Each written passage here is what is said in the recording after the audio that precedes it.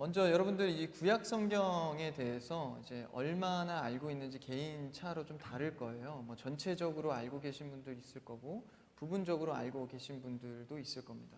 그리고 이제 구약 성경을 좀 읽어보신 분도 있으실 거고 아니면 그냥 좀 간접적으로 접해 보신 분들도 있을 거예요. 그것과 상관없이 전체를 그냥 그려가는 것이기 때문에 수준이 그렇게 막 깊이 있게 어떤 신학적인 내용을 다루거나 그러진 않습니다. 그래서 이번에 강의의 특강의 목표는 여러분들이 스스로 구약 성경을 스케치할 수 있는 능력을 갖게 하는 겁니다. 그럼 이제 이게 어떤 도움이 되냐? 여러분들이 성경을 읽은 것과 같은 효과를 누리는 건 아니에요. 그걸 오해하시면 안 됩니다. 성경 대신해서 이런 강의를 하는 게 아니라 성경 읽는 것은 그냥 읽어야 합니다. 그러니까 성경 읽는데 뭐 하는 수준이냐면 도와주는 수준입니다. 근데 이게 도와주는 수준이 단순히 그냥 어느 정도 서포터 역할이 아니라 이 스케치 중심에 그릴 것들을 기본 틀을 잡아주는 거예요. 예를 한번 들어볼까요?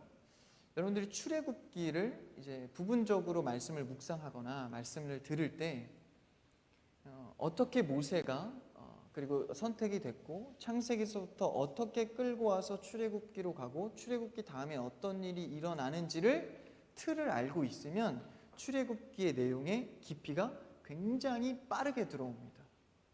근데 이제 단순히 창세기나 뒤에 나올 어떤 여호수아, 가나안 땅 이런 지식 없이 그냥 출애굽기만 따로 말씀을 듣다 보면 이게 굉장히 좀 답답한 경우들이 있어요. 이게 도대체 지금 어떤 상황인 거지? 모세가 말씀을 전하긴 했는데 지금 뭐 때문에 어떤 장소에서 뭐 때문에 하고 있는 거지? 이게 헷갈려요. 그렇다고 이제 예배 시간에 갑자기 손을 들어서 목사님 지금 여기는 어떤 상황인가요? 뭐 이럴 수는 없잖아요. 그렇죠? 그러니까 속으로 생각하는 거냐 그냥 그러고 또 넘어가는 겁니다. 그런 게 쌓이다 보면은 그냥 부분적인 퍼즐은 마음속에 많이 있는데 이게 전체적인 그림이 자꾸 뭔지를 모른단 말이죠. 그래서 그 그림을 그려내는 작업을 하는 겁니다. 그래서 그림도 그려보면 여러분들이 이제 색깔을 칠하잖아요. 색깔 칠하기 전에 뭐가 돼 있어야 되죠? 연필로 스케치가 돼 있어야 됩니다. 그래서 그 스케치를 따라서 색을 입히는 거죠. 아무리 좋은 색, 아무리 좋은 그림들이 있어도 스케치를 해내지 못하면 전체 그림을 망가지게 하게 될 것입니다. 그래서 특강의 진행상은 그래요. 계속해서 반복을 할 겁니다. 원래 학습하는데 가장 좋은 게 이 반복이잖아요. 근데 이 창세기를 처음부터 끝까지 그냥 한 번 이렇게 가서 특강이 끝나는 게 아니라 계속 훑을 겁니다. 4번, 많게는 5번까지. 그럼 이렇게 그리다 보면 이해가 안 돼도 그냥 넘어가세요. 또 한 번 할 때 넘어가세요. 계속 넘어가서 한 4번, 5번 이렇게 특강을 마치게 되면 여러분들이 자연스럽게 어느 정도의 그림은 그릴 수 있습니다. 그러니까 만약에 집중을 잘 하신다면 쉽게 그림을 그려내겠죠. 그리고 구약성경에 사실 이 39권이 있습니다. 구약성경이. 여러분 잘 아시겠지만 성경은 총 몇 권 있죠? 대답하세요. 자유롭게. 예배 시간이 아니니까. 66권이 있죠. 구약성경은 39권이 있습니다. 그래서 이 39권이 굉장히 많아요. 40권에 육박하죠. 그럼 이 제목, 여러분들 이제 구약성경의 제목에 대한 어떤 그런 스트레스가 있는데 저 같은 경우에는 제목을 절대 외우라고 하지 않습니다. 외워봐야 뭐 그렇게 물론 도움은 되겠지만 큰 의미가 있진 않습니다. 외우는 것보다 정리를 할 수 있어야 돼요. 39권은. 그게 더 중요합니다. 사실 뭐 이 제목은 보면 나와요. 그렇죠? 제목을 외우는 게 중요한 게 아니라 이 제목을 정리해낼 수 있어야 돼요. 딱딱 끊어줄 수 있어야 되는 거. 그래서 그거를 여러분들이 스스로 할 수 있는 능력을 갖게 될 겁니다. 그거랑 전체 스케치. 요것만 이제 이 특강의 목표를 여러분들이 성취하시면 이제 큰 은혜의 앞으로의 성경 볼 때 은혜의 시간들이 될 것입니다. 일단 좀 그래도 개요를 좀 해야겠죠. 말씀을 바로 들어가기 전에 이 성경이라고 하는 것은 여러분 우리가 단순히 그냥 문서화된 하나님의 말씀으로 배우는 정도로 생각하시면 안 됩니다. 요거는 문서화된 하나님의 말씀이 아니라 그냥 하나님의 말씀입니다. 그래서 우리가 그 인식을 가져야 돼요. 그러니까 자꾸 문서화된 하나님의 말씀을 생각하다 보면 이걸 배우고 외우고 지식으로 쌓는 정도에 자꾸 국한합니다. 근데 이것을 하나님의 말씀 자체로 보면 우리가 이것을 오직 말씀이라는 개념이 들어옵니다. 그러니까 참고서적이 아니에요. 진리여도 참고서적으로 생각할 수가 있죠. 근데 어떤 서적 정도의 의미가 아니라 이 성경은 이 자체로 오류가 없다라는 거예요. 그래서 성경은 이렇게 말합니다. 정확하고 무오하다. 정확무오하다 그래요. 정확이라는 말 뜻은 아시죠? 이게 제가 판서를 잘 안 씁니다. 글씨가 너무 안 좋아서 지렁이가 흘러가는 느낌. 여러분들이 아트로 생각하시고 이렇게 보시면 됩니다.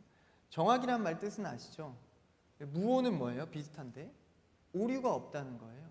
그러니까 구약 성경에서는 단어나 문장의 의미가 오류가 없다는 겁니다. 근데 이게 특이한 것이 이제 원문이 있을 거 아니에요, 성경에. 구약 신약 다 마찬가지입니다. 이 원문에서 나오는 히브리어, 헬라어, 히브리어는 구약입니다. 그 다음에 이제 헬라어가 신약이 되겠죠. 이 원문 성경책이 있을 거 아니에요. 근데 원문 성경책에서 계속해서 수십 가지, 수백 가지의 번역본을 냅니다. 그래서 오늘날 우리는 개역개정 한글 성경을 보잖아요. 그렇게까지 사본이 나와요. 원본이 있고 어쨌든 다른 번역본들은 다 사본이겠죠. 근데 신기하게도 물론 이제 조건은 사본이 원문에 충실했다는 조건이 따라오긴 하죠. 근데 원문을 충분히 충실하게 사본으로 엮어냈다면 사본 역시도 정확무어다는 거예요. 물론 이제 철자법이나 이런 걸 좀 고치면서 증보판이 나오긴 하지만 이 사본 역시도 정확무어하다는 거예요. 그래서 물론 이제 우리가 더 깊이 있는 의미와 문화적인 색채를 알기 위해서 원문을 뒤다보지만 사실 여러분 한글 성경으로도 충분합니다. 그러니까 여러분이 어떤 다른 번역본의 성경을 봤다 해서 도움될 어떤 부분들은 몇 가지 있을지 몰라도 한글 성경에 대해서의 권위는 원문과 다르다 같다라는 거예요. 그래서 신기하게 하나님께서는 이 사본을 작성하게 하실 때도 그 옮기는 자의 마음을 사용하셔서 오차가 없게 만드셨습니다. 그게 신기한 거예요. 그래서 우리는 이 한글 성경만 의지해도 충분하다. 그러나 다만 물론 그렇게만 사용하면 안 되겠지만 이단의 어떤 공격들, 변증할 때, 특히 변증할 때 다른 사본들을 많이 씁니다. 원문을 이렇게 제시하기도 하고. 그래서 어쨌든 성경은 구약이든 신약이든 어쨌든 한 성경은 정확무오하다는 겁니다. 그래서 우리는 성경 자체를 그 자체를 말씀으로 봅니다. 하나님의 말씀으로. 그러니까 성경은 곧 하나님, 말씀은 곧 하나님이다라는 거예요. 그러니까 우리가 예배 시간에 말씀 듣는 시간, 내가 말씀 묵상하는 시간이 굉장히 거룩한 시간이다라는 거예요. 단순히 강의 듣는 거와 비교하면 안 됩니다. 그래서 우리가 이 성경의 정확무오를 우리가 믿는다. 그래서 하나님께서는 기록하셨죠. 성경에 이제 기록성이 있어요. 그렇죠? 이 기록성을 뭐라고 말하냐? 하나님의 자기 계시입니다. 자기 계시. 계시하셨다 많이 들어보셨죠? 하나님을 이렇게 원문으로 해서 이렇게 표기를 할게요. 하나님의 자기 계시예요. 그러니까 자신 스스로를 계시하셔서 이 성경에 실어 놓으신 거죠. 그러면 제1저자는 누굽니까? 성경에 하나님이 됩니다. 그러니까 자기가 계시한 거예요. 그럼 2저자는 누구예요? 실제 옮겨 쓴 사람? 사도나 선지자들이 되겠죠. 그렇죠? 이 자들은 뭐예요? 하나님의 1저자에 여기서 뭐가 발생을 하죠? 성령의 감동하십니다. 성령을 따라서 결국 2저자도 뭐의 영향이에요? 성령의 영향을 받아서 영향을 받은 게 아니라 성령의 전적인 인도하심으로 성경을 기록했다라는 거예요. 그러니까 우리가 오직 말씀에 깃대어서 신앙생활하고 믿음생활하고 살아가는 겁니다. 그러니까 말씀 외에는 없어요. 그러니까 왜 기록성을 갖게 하셨습니까? 정확무오하다라는 걸 증명하는 겁니다. 그러니까 구전으로 전해 내려오면 자꾸 사람이 변동이 와요, 그렇죠? 그래서 정확하게 기록성을 갖고 보존하셨다라는 것이죠. 그래서 이것에 대한 언급이 지금 제 얘기가 아니라 성경을 한번 잠깐 살펴보면 베드로후서 찾으세요. 신약 성경입니다. 베드로후서 1장 20절을 한번 볼까요? 베드로후서 1장 20절 한번 같이 읽어보겠습니다. 시작. 먼저 알 것은 성경의 모든 예언은 사사로이 풀 것이 아니니 예언은 언제든지 사람의 뜻으로 낸 것이 아니요 오직 성령의 감동하심을 받은 사람들이 하나님께 받아 말한 것입니다. 그러니까 여기 정확히 나와 있죠. 모든 예언, 하나님의 말씀은 그냥 사사로이 푼 게 아니다라는 거예요. 하나님, 오직 성령의 감동하심을 받아서 하나님의 말씀을 대신해서 적었다라는 거예요. 그러니까 이게 이제 성경을 정경이라고 합니다. 정경이 있으면 외경이 있어요. 이 외경은 성경이 아닙니다. 이 외경은 사람들이 그냥 여기서 말한 것처럼 사사로이 풀어서 사람의 감동을 받아서 쓴 내용들이에요. 내용은 좋죠. 근데 우린 정경, 오직 성경만을 하나님의 말씀이라고 믿습니다. 그러니까 여러분들이 예를 들어서 참고서가 뭐예요? 기독서적이죠. 기독서적 같은 거. 그리고 또 뭐 있죠? 요약본 같은 거 있어요. 성경 요약본. 그리고 성경 읽는데 도움 주는 거 있죠. 예를 들어서 뭐 여러분 잘 아는 거 있죠. 성경이 읽어지는 거 아세요? 너무 옛날 거예요? 그 있어요. 성경을 읽도록 요약해 놓은 거. 이런 것들 좋아요, 읽는 건. 근데 여러분 중요한 것은 성경을 읽지 않고 이것만 보면 여러분의 신앙과 말씀의 체계는 무너진다라는 거예요. 알든 모르든 성경을 읽으면서 봐야 합니다. 그러니까 기독서적에 기대거나 요약본에 기대거나 참고서에 기대면 여러분이 진짜 말씀하시고자 하는 정경을 모른다는 거예요. 하나님의 진짜 음성, 실제 음성입니다. 하나님 말씀은 이걸 듣지를 못해요. 지식에만 갇혀 있겠죠. 이게 왜 위험합니까? 우리의 삶에 적용을 못한다는 거예요. 그렇죠? 성경은 어떻게 풉니까? 예전 많이 했었는데 성경을 어떻게 풀죠?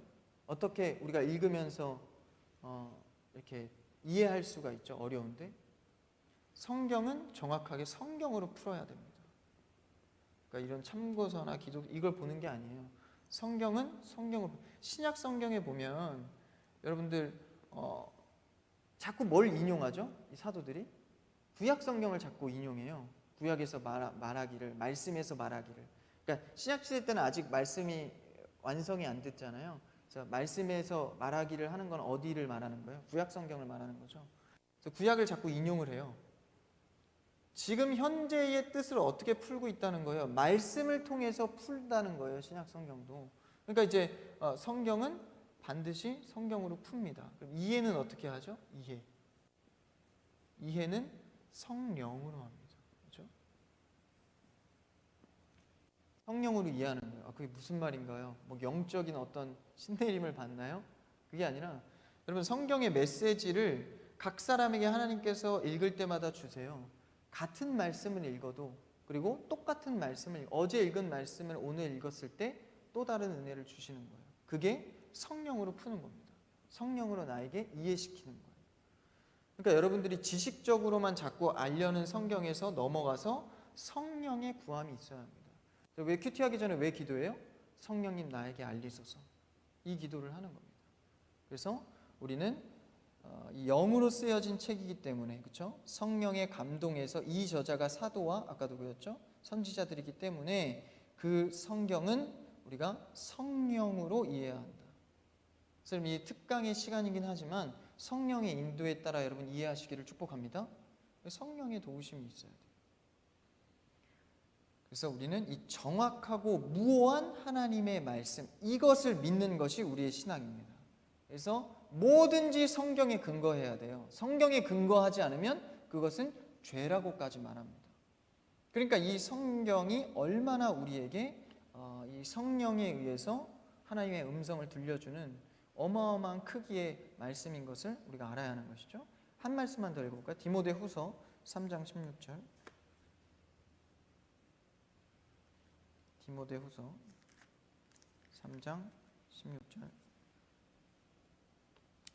대충 이제 이게 뭔지 눈치채셨죠? 디모데 딱 하면 우리 주제 말씀이죠. 디모데후서 3장 16절. 14절에서 17절이 저긴데 주제 말씀인데 그 중에 16절입니다. 시작. 모든 성경은 하나님의 감동으로 된 것으로 교훈과 책망과 바르게 함과 의로 교육하기에 유익하니. 그러니까 이 성경 뭐라는 거예요? 16절에서 하나님의 감동으로 된 거다라는 거예요. 그러니까 하나님이 직접 하셨다. 성경은 하나님께서 직접 하셨다는 거예요. 그러면 이 세상이 있잖아요. 세상과 성경이 있습니다. 이것을 자꾸 분리해서 생각해요. 이건 분리하는 게 아니라 하나입니다. 하나가 아니라 성경 밑으로 들어오는 거예요. 세상이 성경 밑으로 들어와야 되는 거죠. 근데 여기서 분리되어야 될 것은 세상이 아니라 뭡니까? 세속은 분리돼야 돼요. 그렇죠? 죄된 것들. 근데 세상 자체의 큰 개념은 다 성경 밑으로 들어옵니다. 어떤 개념들이 있죠? 철학. 그렇죠? 어디로부터 왔고 어떻게 생겨났고 어디로 가는가? 이것은 무엇인가? 나는 누구인가? 이런 철학적인 개념들 있잖아요. 이런 것들은 다 성경 밑으로 들어갑니다. 뭐 또 있어요? 인문학. 그렇죠? 이런 모든 것들은 뭐 여러 가지가 있죠. 뭐 문화, 경제, 정치 이런 것들이 다 어디로 들어가는 거예요? 성경 밑으로 들어가는 겁니다. 그러니까 도덕, 윤리 이런 것들 있죠. 윤리도 성경 밑으로 들어갑니다. 그러니까 우리의 개념은 그래요. 그러니까 성경으로부터 나지 아니하면 출발하지 아니하면 어디로 구분될 수가 있어요? 이 세속으로. 그렇죠? 그래서 세상과 성경은 분리되지 않는다. 성경 안에 세상이 들어간다라는 것이죠. 그래서 이 성경의 독특성 그 자체로 우리는 믿는 겁니다. 그 자체로. 그러니까 어떤 믿을 만한 지식, 좀 진리니까 따라갈 만한 지식이 아니라 그 자체를, 그러니까 내가 평가하는 게 아니죠. 성경은 내가 보니까 이해가 되거나 또 감동이 되거나, 그렇죠? 이래서 성경은 좋다, 그렇죠? 좋다, 정확하다. 우리 내가 이해가 되고 감동이 돼서 좋거나 정확한 게 아닙니다. 성경은 그 자체로, 그죠? 요 자체로 좋고 정확하고 무어한 겁니다. 그러니까 내 판단으로 이건 좋다 말다가 아니라 그 자체는 그냥 정확 무어하다는 거예요. 그래서 우리는 성경 스스로 자체로 믿는 겁니다. 그래서 뭐 성경 외에 뭐 다른 계시를 해요. 지금 하나님께서 자기 계시를 완성하셨죠. 우리는 어떤 시대를 살아가는 거예요? 우리는 지금 이제 와서는 성경 완성 시대입니다.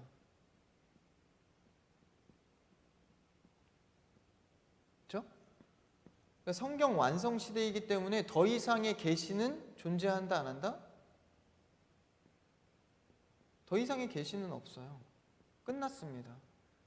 오직 우리는 성경에 의해서만 말씀을 전하고 나누고 배우고 하는 겁니다. 계시는 끝났어요. 근데 자꾸 계시를 하죠. 이단들에서. 그렇죠? 이게 어떤 신비주의로 가는 거예요. 이게 뭐냐? 하나님께서 말씀하셨다. 계시하셨다. 이렇게 가는 거죠. 하나님께서 계시했는데 나는 너희들을 구원할 인도자로 하나님께서 계시하셨어. 막 이러는 거예요. 이거 뭐라 그러죠? 이 신사도. 사도직이 새롭게 선택을 받은 거예요. 근데 이거는 이단입니다. 이단성이 있다도 아니에요. 이단입니다. 저는 정확하게 말합니다. 신사도는 이단입니다. 사도의 직분이 뭐예요? 예수님께 직접 가르침을 받은 자들이에요. 그렇죠? 사도는 제가 많이 이야기를 했는데 사도는 예수님께 직접 가르침을 받았어요. 그럼 누구 있어요? 12제자, 12사도라 그러죠. 의문이 되는 것은 바울을 사도라 그래요. 그렇죠? 바울입니다. 글씨가 완전히 날라다니네. 바울. 바울을 사도 바울이라 그러죠. 예수님이 부활 승천하셨는데 바울을 왜 사도라고 합니까? 에? 뭐라고? 마스크가 움직이는 게 보여. 성근 형제. 성근 형제. 왜 사도라 그러죠? 만났죠. 최초로 만났어요. 다메섹 도상에서 예수님이 부활 승천하시고 나서 최초로 만났죠. 그래서 크리스찬을 박해하다가 예수님을 따르는 어마어마한 성경 신약을 거의 다 쓰는 어마어마한 사도로 부름을 받죠. 예수님을 직접 보고 직접 배웠고 직접적으로 깨달았기 때문에 바울도 사도라고. 그래서 이제 나중에 신약 성경에서 막 사도권에 대해서 논쟁이 많잖아요. 끝났어요. 성경 완성 시대이기 때문에. 근데 신사도가 있다라는 것은 성경에 위배된 겁니다. 성경에. 사도는 한 시대에 들어쓴 인물로 끝난 겁니다. 사도 직분은. 오늘날에 와서는 뭐예요? 비슷한 직분이 목사님, 전도사, 사역자 이런 개념들이 새롭게 말씀 전하는 자로 오늘날에 세워진 것이지 이거는 있을 수가 없어요. 왜? 성경, 정황무원 성경에서 벗어났기 때문에. 모든 이단과 헷갈리는 것들은 성경으로부터 그렇게 이해를 하고 결정을 내립니다. 생각해보니까 신사도는 아닌 것 같아요. 이게 아니라 성경에서 말하는 사도와 성경 완성시대, 계시는 끝났다는 개념에 위배되기 때문에. 그러니까 이런 식으로 우리가 성경으로 모든 판단을 하는 거예요. 그게 가장 기독교적이고 가장 하나님께 합당한 방법입니다. 그러면 우리가 어떻게 해야 돼요? 성경을 알아야 된다라는 거죠. 알아야 된다. 그래서 우리가 이 성경의 조각들을 제가 아까 모두에 말씀드렸다시피 성경의 조각들을 이렇게 조금씩 말씀 때나 이렇게 알긴 하지만 우리가 스케치를 그려내는 능력이 없으니까 앞뒤 개념이 자꾸 헷갈리면서 깊은 의미가 좀 떨어진다라는 거죠. 그래서 이번 시간에는 뭐 구약 성경 한눈에 보기라고 해서 막 꿰뚫어서 막 모든 사건을 다 통탄하고 막 이런 게 아니라 아까 말씀드렸다시피 내 스스로 그려낼 수 있는 능력을 갖게 되는 겁니다. 그래서 그 힘을 기르는 작업이기 때문에 아까도 말씀드렸지만 우리가 배움보다 중요한 건 뭐예요? 적용입니다. 그렇죠? 그러니까 여러분들이 66권을 날마다 암송해서 외우는 것도 중요하지만 한 가지의 말씀을 적용하는 것이 훨씬 더 중요합니다. 그래서 우리는 이번 특강 시간 때 이 스케치를 하지만 구약을 배우게 되지만 가장 중요한 건 이제 나아가서 우리의 삶이죠. 삶에서 적용할 때, 그렇죠? 이 특강은 도움이 되는 겁니다. 이 특강으로 삶을 사는 게 아니라 지식으로 삶을 사는 게 아니라 이 지식을 적용해 보태주는 거예요. 이걸 오해하면 안 됩니다. 아, 이렇게 됐으니까 이제 나의 삶은 축복이겠지. 뭘 배웠으니까, 뭘 깨달았으니까. 그게 아니라 이게 진짜라는 거예요. 요 적용이. 그렇죠? 이게 얼마나 말씀에 근거하게 살아가는가. 그렇죠? 요 작업을 우리가 하게 되는 거예요. 아주 중요하죠. 그래서 아까도 말씀드렸다시피 성경은 읽어야 읽는 겁니다. 저를 한번 따라해 볼까요? 성경은 읽어야 읽는 겁니다. 참고서 요약본으로 성경을 보는 게 아니라 성경 자체를 보는 걸로 성경을 보는 겁니다. 그거 인지를 꼭 가지시고 그래서 어떻게 살아낼 것인가가 훨씬 더 중요하다는 것이죠. 그럼 이제 우리가 본격적으로 들어가려 하는데 시간이 왜 이렇게 빨리 갔지? 뭐 했지 우리? 시간이 좀 많이 갔네요. 4시 조금 넘어도 되잖아. 그렇죠? 이따가 3시쯤에 제가 좀 한 타임 쉬는 시간을 드릴게요. 그럼 다시 우리가 성경을 이제 구약을 그리고 신약은 이제 아니고 근데 이제 총 몇 권이라 그랬죠? 66권이라 그랬어요. 구약은 39권입니다. 그렇죠? 성경에는 숫자들이 많이 나와요. 그렇죠? 뭐 연대가 될 수 있고 우리가 봐야 될 게 연대가 될 수도 있고 뭐 이제 그 제자들의 숫자라든지 그래서 항상 자주 나오는 우리가 익히 아는 게 12이죠. 12 제자. 그렇죠? 사도죠. 12 또 뭐 있어요? 지파. 대답을 하세요. 대답하셔도 돼요. 또 하나 더 있어요. 12지신 이런 거 하시면 안 돼요. 사사가 있습니다. 얘는 잘 모르죠. 크게는 14수로도 하는데 우리는 그냥 12로 봅시다. 사사가 뭐예요? 사무엘 아시죠? 이 사무엘은 사실 12사사에 들어가진 않지만 마지막 사사로서 들어갑니다. 삼손, 기드온 이런 사람들 있죠? 이 사사입니다. 12사사. 12제자, 12지파, 12사사. 숫자가 많이 나와요. 400년 뭐 이런 거 많이 나오죠. 40년, 40일 이런 거 많이 나오죠. 이런 숫자들은 웬만하면 저는 안 쓸 겁니다. 특강 때.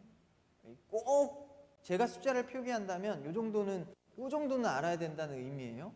숫자는 웬만하면 거의 안 쓸 겁니다. 왜냐하면 큰 도움이 안 돼요. 성경을 정리하는데 숫자 제가 암기로 하는 게 아니라 스케치를 스스로 그려내야 되기 때문에 이거는 숫자는 많이 안 쓸 겁니다. 근데 만약에 숫자가 나오면 그거는 적으셔야 됩니다. 그 정도는 알으셔야 되기 때문에 그래서 그 정도를 기억하시고 그럼 다시 돌아와서 신약은 몇 권이죠? 빼면 되겠죠? 몇 권이요? 잘 안 들리지만 들렸다 치고 27권 39, 27 보통 이렇게 외우시죠? 곱하기 39, 27 이렇게 외우시잖아요. 이렇게 외우시면 좋습니다. 그래서 2개 더하면 66권이다 이렇게 되죠? 그래서 39가 생각이 안 나면 출발을 못 하잖아요. 아까 얘기한 12 3 더하기 9는 12 그래서 그런 식으로 좀 연계해서 외우시면 됩니다. 이 정도는 알아야겠죠. 성경 66권, 구약 39권. 이 정도는 다 아시니까. 그래서 39권의 책을 우리가 보는 거예요. 근데 여기서 중요한 것은 뭐 이 정도까지는 안 외워도 되는데 이 장수가 1189장이에요. 굉장히 많죠. 1000권이 넘어요. 1000장이 넘어요. 그래서 중요한 것은 신약도 그렇고 구약도 그렇고 다 뭘 말하고 있죠? 주제가 예수 그리스도입니다. 예수 그리스도를 이거 그리스도 원어로 앞에 따서 이렇게 X자로 제가 항상 표기를 할게요. 하나님은 요거, 예수님은 이렇게 표시를 할게요. 그럼 구약이 있고 신약이 있어요. 구약은 낡은 언약이 아니라 옛 언약입니다. 시간상으로 새로운 언약이죠. 그러면 구약에서는 뭘 말해요? 초림, 오실 예수 그리스도. 그렇죠? 신약에서는 역사로 흘러가는 게 아니라 예수 그리스도를 역시 향해요. 그렇죠? 이거는 뭐예요? 재림, 다시 오실 예수 그리스도입니다. 그래서 성경은 다 어디를 향하고 있어요? 예수 그리스도를 향하고 있는 거예요. 그럼 창세기서부터 말라기넘어서 요한계시록까지 가는 데는 다 누구를 계속 조명하고 있는 거예요? 예수 그리스도. 그러면 이건 이따 보고. 그래서 이 예수 그리스도를 향하고 있는 게 바로 구약과 신약이다. 그럼 구약에서는 아까 말씀드렸다시피 초림, 예수를 향해서 계속 달려나가는 겁니다. 그게 주제예요. 쭉 열거된 모든 책들은 다 예수 그리스도를 향해 달려가고 있다. 그러면 구약을 이제 간단하게 정리해서 쭉 한번 훑어볼 텐데 제가 반복해서 한다고 말씀을 드렸죠. 이야기식으로도 가고 또 그다음에 이제 참고 유인물에 나와 있죠. 상징별로도 있어요. 요거는 제가 좀 별로 이렇게 좋아하지 않는데 여러 개 중에 제가 몇 개를 선택한 거예요. 그나마 괜찮습니다. 그다음에 이제 사건별로 정리해서 좀 가고 그다음에 역사적으로 그다음에 이제 책별로 책이라는 거는 이제 창세기가 한 권, 그다음에 출애굽기가 한 권, 이게 한 권씩이잖아요. 책별로 보게 될 겁니다. 이게 이제 우리가 할 내용들 이게 똑같죠. 다 똑같아요. 똑같은 내용인데 어떤 시각으로 보느냐예요. 그래서 구약의 내용을 이야기식으로 상징 이게 여러 번 반복이 되는 겁니다. 똑같은 큰 틀이 계속해서 여러분들이 충분히 제가 좀 깊이 있는 건 다 잘라버렸어요. 그래서 충분히 따라오실 수가 있을 겁니다. 성경의 줄거리를 한번 우리가 조금 나열을 한번 해볼까요? 처음에 이제 창세기로 출발을 하죠. 여러분들 이제 창세기는 아마 조금 읽어보셨을 거예요. 첫 페이지가 창세기 때문에 성경 읽어보자 하면서 이렇게 딱 펼치면 창세기잖아요. 창세기는 어떤 내용이 나옵니까? 당연히 처음에 창조가 나오죠. 이제 창조 시대가 열립니다. 그렇죠? 창조 시대. 창세기는 굉장히 중요합니다. 그래서 창조 시대가 열려요. 그러면서 누가 처음에 선택돼서 태어나죠? 아담이 창조가 됩니다. 근데 아담이 타락을 하죠. 인간의 타락이 옵니다. 인간이 타락이 와서 이제 에덴 동산에서 쫓겨나서 이제 인간의 여정이 시작이 되는 거예요. 그다음에 이제 이 타락한 삶이 계속 이어져 가죠. 아담의 가인과 아벨 아시죠? 아벨을 넘어서 타락이 어디까지 갑니까? 노아 때까지 흘러갑니다. 방주 사건이죠. 잘 아시죠? 그 다음에 뭐가 나와요? 바벨탑이 나옵니다. 바벨탑 사건. 그렇죠? 요까지가 이제 바벨탑까지가 창세기가 몇 장까지 돼 있죠? 뻐끔뻐끔 하셔서 잘 몰라요. 50장까지 돼 있죠? 50장을 반으로 나누면 25라고 하실 줄 알았어요. 창세기를 반으로 나누면 11장입니다. 11장 그리고 나머지가 12장에서 50장까지입니다. 제가 숫자 안 쓰는데 숫자를 썼어요. 기록을 하셔야 됩니다. 요거 정도는 아셔야 됩니다. 창세기를 반으로 나눴을 때. 그래서 1장부터 11장까지가 뭐냐면 바로 지금 우리가 나열한 바벨탑까지의 사건이에요. 창조시대. 그래서 이제 바벨탑의 마지막에 어떻게 되죠? 흩으시죠. 바벨탑이 뭐예요? 사람들이 교만해서 하나님께 닿아보자, 하나님과 같이 되고 싶은 마음. 아담 때랑 똑같죠.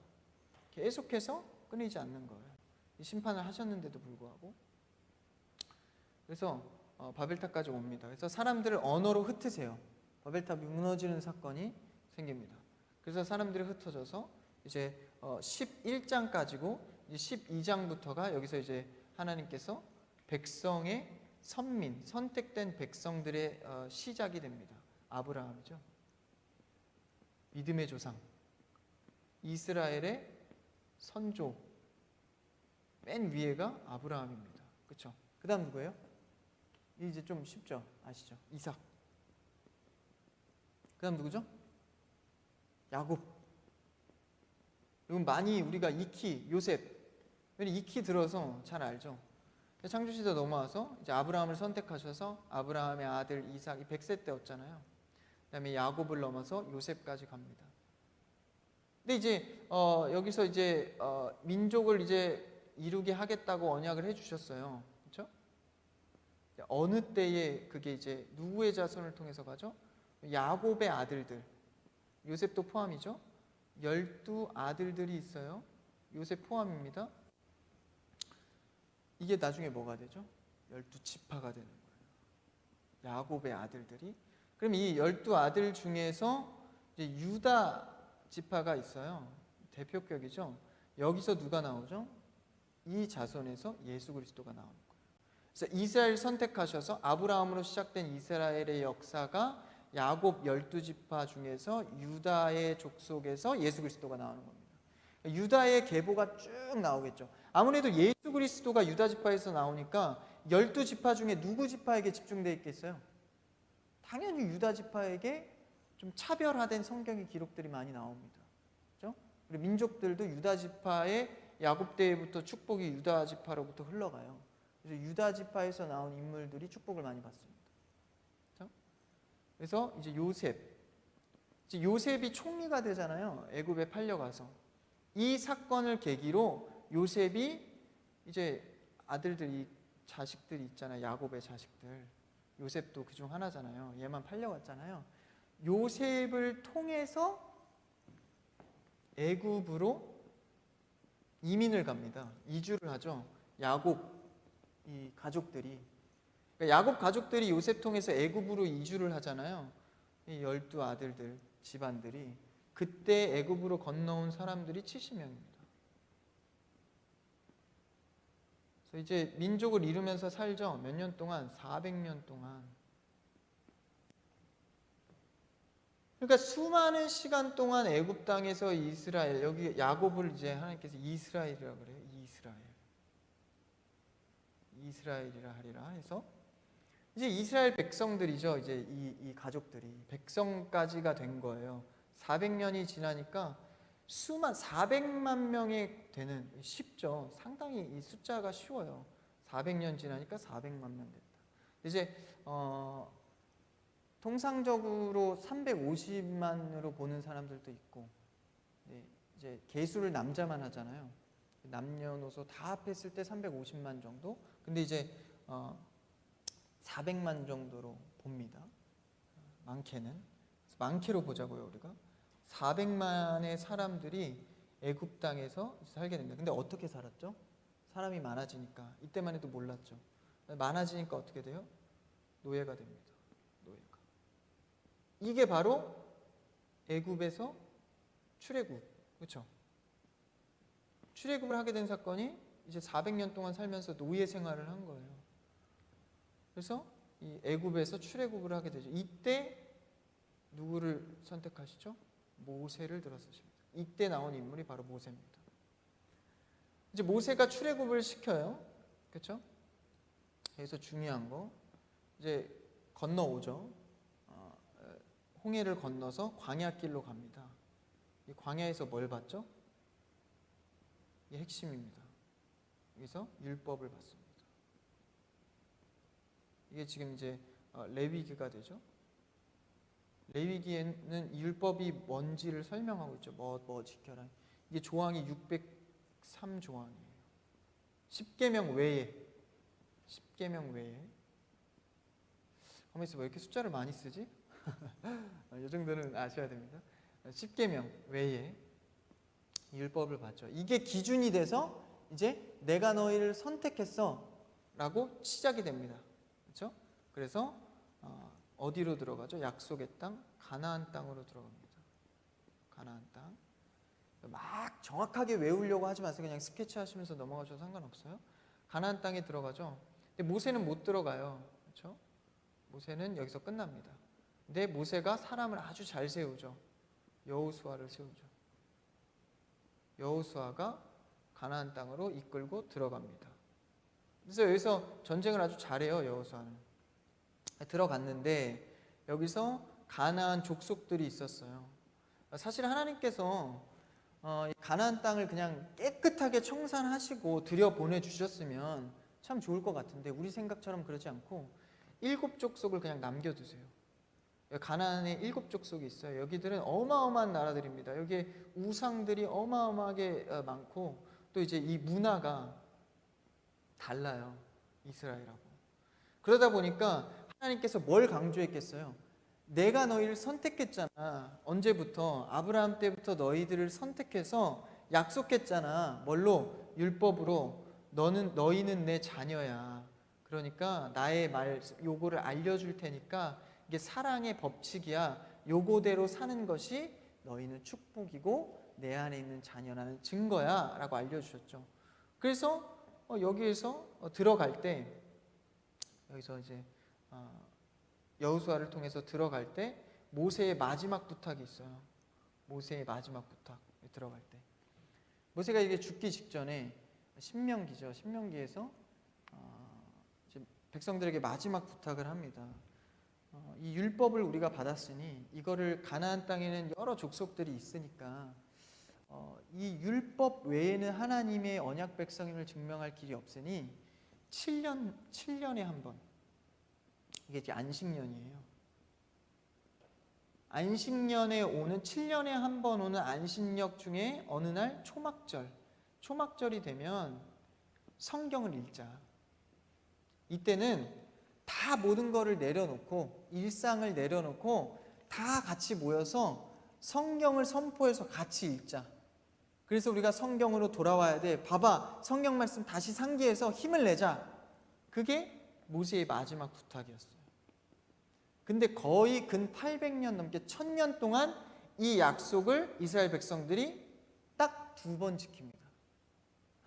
어이가 없죠. 야, 7년에 한 번 성경 모여서 읽자는데 그거를 1000년 동안 2번밖에 안 해요. 성경에서는 2번으로 기록을 합니다. 근데 심지어는 그 2번 중에 한 번은 우연치 않게 그냥 읽게 돼요. 우연에 의해서. 그렇죠? 원래 성경적인 단어는 아니죠, 우연은. 근데 이제 사람들의 의지로 읽은 게 아니에요. 그나마도 한 번은. 그러니까 이 약속을 지키지 않았기 때문에 성경을 무시한 거죠. 우리 이번 경건훈련 제목이 베이직, 성경이 기본이다라는 거죠. 성경을 기본으로 하기를 바랬어요, 모세가. 그렇게 해서 여호수아를 통해서 가나안 땅 들어갔는데 이미 그런 게 되지 않으니까, 성경의 기준이 되지 않으니까 당연히 이 문화에 젖어들게 됩니다. 이제 이스라엘 문화하고 가나안 문화하고의 차이가 있어요. 일단 문화라는 것은 사실 우리의 생활에서 일어나는 겁니다. 뭐 어디서 갖고 오는 게 아니라. 이때는 이스라엘에는 목축업을 합니다. 목축, 그렇죠? 생업이. 가나안은 농경 사회예요. 그러니까 농경 사회에 가장 필요한 건 뭐죠? 네? 지금 시즌이잖아. 비. 또 하나 뭐 필요하죠? 해이 필요해요. 이 목축은 크게 상관은 없어요. 초원에 풀어놓으면 되니까 애들. 비랑 해는 크게 상관없습니다. 근데 농경 필수예요. 그러다 보니까 이것에 대한 우상이 누구였어요? 바알신, 아세라신. 많이 들어보셨죠? 못 들어보셨어도 상관없어요. 바알과 아세라는 여인이 신이고, 이 바알과 아세라가 비와 해를 대표하는 신들이에요. 그래서 다산, 아세라가 다산이죠. 바알은 풍요입니다. 그러니까 이 풍요와 다산, 이게 왜 눈독이 들여지냐? 이스라엘에서 가장 축복은 뭐냐? 자녀의 축복이에요. 자녀의 축복. 자녀를 많이 낳고 자자손손 이삭, 야곱, 자자손손 가문을 이어가는 거. 다산이 여기 들어가 있잖아요. 풍요도 들어가 있고. 그러니까 이게 얼마나 좋아요. 그렇죠? 접해보지 못한 농경사회의 엄청난 축복의 이 우상들. 그러니까 이거를 통해서 이스라엘이 성경에 의거하지 않고 이 문화에 들어가게 됩니다. 왜? 1000년에 한두 번 읽을까 말까 한 이 부탁을 이렇게 이행했기 때문에, 성경을 곧 읽지 않았기 때문에. 굉장히 단순한 논리죠. 성경을 가까이 하지 않았더니 어마어마한 죄가. 그래서 이때는 이제 여호수아가 12지파를 가나안 땅에 들어왔어요. 좀 이게 넘어가서 너무 자세한 것 같아. 좀 빨리빨리 넘어가야 되는데 12지파로 정착을 합니다. 이게 정착식이에요. 정착기죠. 이제 가나안 땅에 정착을 하는 거예요. 전쟁하고 이래서 12지파가 정착을 하죠. 그래서 12지파가 살아가면서 이제 계속해서 아까 얘기했듯이 가나안의 우상을 통해서 죄를 짓게 됩니다. 죄를 지으면 심판이죠. 그러니까 그것을 막기 위해서 하나님께서 누구를 보내시냐? 사사들을 세우기 시작해요. 아까 사사 지웠네. 사사. 이때 나오는 게 사사들입니다. 창세기, 출애굽기, 레위기, 민수기, 신명기, 여호수아, 그다음 사사기. 여호수아가 있었죠. 가나안 땅에 끌고 들어온 자. 그다음 이제 사사가들이 나오는 거예요. 12사사들이 나와요. 그러니까 뭐 삼손, 기드온 뭐 이런 자들이 나오죠. 그래서 이런 자들이 이제 계속 반복해서 죄를 짓는 이스라엘 백성들에 대해서 회개하게끔 도와주는 거예요. 그러니까 죄를 졌어요. 그다음 심판입니다. 그렇죠? 근데 사사를 보내셔서 회개하게끔 해요. 다시 이제 회복이 되죠. 뭐가 이루어져요? 평안이 이루어집니다. 평안이 이루어지면, 잘 들으세요. 평안이 이루어지면 그다음 뭐 와요? 죄가 옵니다. 그러니까 사람이 평안해지면 잘 살 것 같은데 또 죄가 와요. 그럼 또 사사를 보내죠. 이 짓을 7번이나 해요. 반복해서. 사사 시대 동안 계속 돌아가는 거예요. 죄 졌다가 또 사사 보냈다가 12 사사들이 이것을 합니다. 계속해서 이제 사사기가 지나가죠. 룻 잠깐 나왔다가 마지막 사사가 이제 사무엘입니다. 여러분 잘 아시죠? 사무엘. 한나가 기도해서 난 아들 사무엘. 이 사무엘을 기점으로 이제 사사 시대가 끝나고 어떤 시대가 도래하죠? 왕권 시대가 도래합니다. 왕정 시대죠. 왕정 시대가 도래하는 거예요. 이 사사 시대가 가면서 끝나면서 사무엘 때에 백성들이 이제 왕을 달라고, 왕을 세워달라고 요청을 해요. 근데 이제 사무엘하고 하나님께서는 반대를 하십니다, 사실. 근데 왕을 세우려는 의도 자체가 약간 불순했기 때문이에요. 그러니까 영원하신 왕은 하나님인데 주변 나라들을 보니까 왕으로서 왕의 통치로 막 승승장구하는 거예요. 왜 왕의 통치가 있어야 승승장구합니까? 왕이 따라오면 뭐가 따라와요? 군대가 설립이 돼요. 그렇죠?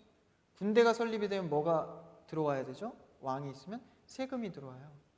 잘 살 수밖에 없는 구조예요. 군대가 있으니까 다른 나라를 칠 수가 있죠. 세금도 걷어 통치를 하고 이렇게 분배할 수가 있는 거예요. 당연히 다른 나라들이 승승장구하는 게 부럽죠. 우리도 왕을 세우자. 그래서 사실 사무엘은 반대합니다. 근데 백성들의 요청과 기도 속에서 하나님이 들어주세요. 기도가 얼마나 중요합니까? 그래서 이 요청을 들어주셔서 왕정 시대로 넘어가는 거예요. 그래서 첫 왕이 누구죠? 사울왕. 다 했어요. 이건 좀 그냥 빨리빨리 넘어갈게요. 다윗, 그렇죠? 그 다음에 솔로몬. 이렇게 돼요. 세 명의 왕이 통치를 하게 됩니다. 다 아시죠? 사울, 다윗, 솔로몬. 1대 왕. 다윗의 계보가 어느 지파냐면 아까 유다 했었죠? 지파가 다윗의 자손 누구요? 예수님까지 이렇게 통해서 오는 거예요. 자, 그래서 흘러가서 솔로몬 때에 가장 부강한, 이스라엘이 가장 부강한 시기를 누립니다. 가장 부강하면 이제 뭐가 또 따라와요? 부강할 때 돈과 권력과 여자들이 따르죠. 수많은 여자들이. 그래서 이 여자들이 우상을 끌고 들어와요. 이방 여자들이 막 정략 결혼도 하고 이뻐서도 하고, 그래서 막 다문화 시대가 되는 거예요. 그래서 당연히 이제 분열하게 되죠. 여기서 이제 솔로몬에서 12지파 중에서 이제 솔로몬 때가 이제 유다 지파 사람이잖아요. 다윗 아들 솔로몬. 유다 지파 사람을 반대하는 세력이 있었어요. 이건 이따가 뒤에 좀 자세히 다루기로 하고. 그래서 어쨌든 파가 갈라집니다. 이제 여기서. 그래서 북이스라엘과 남유다로 갈라져요. 그래서 이때가 분열 왕국 시대입니다. 파가 갈라지는 거예요. 솔로몬이 죽은 다음에 갈라져요. 그래서 남유다는 르호보암, 북유다는 여로보암이 다스리게 됩니다. 첫 초대왕.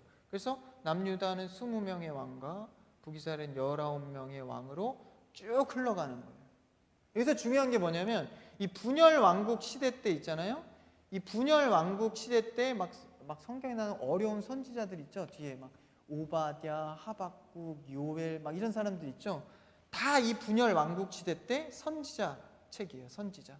그러니까 역사적으로는 왕을 기점으로 흘러가지만 성경은 조금 다릅니다. 선지자가 중심으로 흘러가요, 이야기가. 물론 이제 열왕기상에서 왕들을 중심이 하지만, 그래서 이 중간에 나오는 19대 왕까지 20대 왕까지 나오는 수많은 선지자들의 책이 바로 그 어려운 선지서의 책들입니다. 이따 정리하겠지만, 그래서 분열 왕국 이 시기에 끝나고 이제 나라가 망해요. 남유다도 망하고 북이스라엘도 망하고. 북이스라엘이 먼저 망하고 남유다가 나중에 망하죠. 그래서 어쨌든 19대 왕으로 여기도 망하게 됩니다. 아시리아 들어보셨죠? 아수르에 의해서 강대국에 의해서 멸망하고 멸망하고 바벨론 강대국에 의해서 멸망을 합니다. 멸망을 하니까 포로가 되죠. 포로기로 접어듭니다. 포로기. 그러니까 나라가 망하는 거예요. 성전이 무너지고 포로기로 접어들게 됩니다. 다 끝났어요. 이제 포로기로 접어드니까 이제 소망을 잃어버리는 거죠. 그래도 말씀을 기억하라고 선지자를 또 보내주세요. 여기 포로기 때는 2명의 선지자밖에 없어요. 오직 이게 에스겔. 여러분이 잘 아시는 선지자 다니엘. 다니엘이 막 이때 기도하고 사자굴에 들어가고 그때가 이 포로기입니다. 포로기. 그러니까 포로기가 끝나면 이제 포로가 회복시켜 주시죠. 포로 귀환 시대예요. 포로 귀환. 회복. 귀환. 회복기입니다. 회복기. 회복기. 그래서 다 귀환을 시켜 주시죠. 포로로 잡혀갈 때 1차, 2차, 3차로 잡혀가요. 귀환할 때도 1차, 2차, 3차로 귀환을 합니다. 이게 별거 아닌 것 같지만 성경에서 나오는 모든 숫자와 대칭이 되잖아요.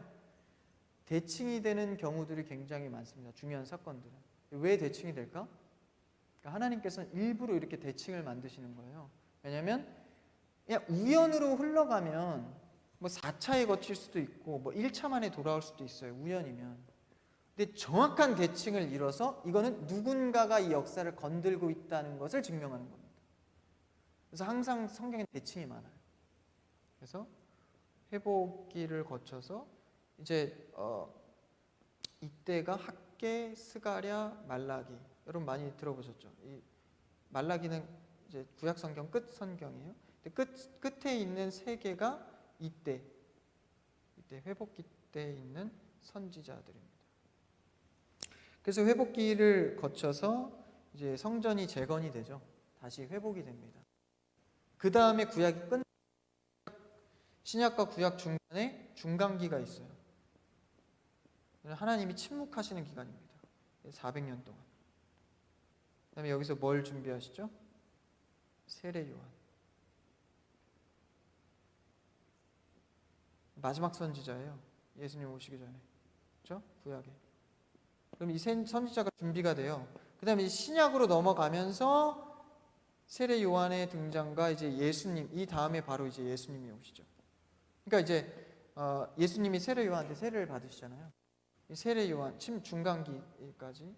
중간기 여기 아까 우리가 창세기 창조 시대부터 중간기까지가 구약을 지금 다 훑은 겁니다. 이 구약의 이야기.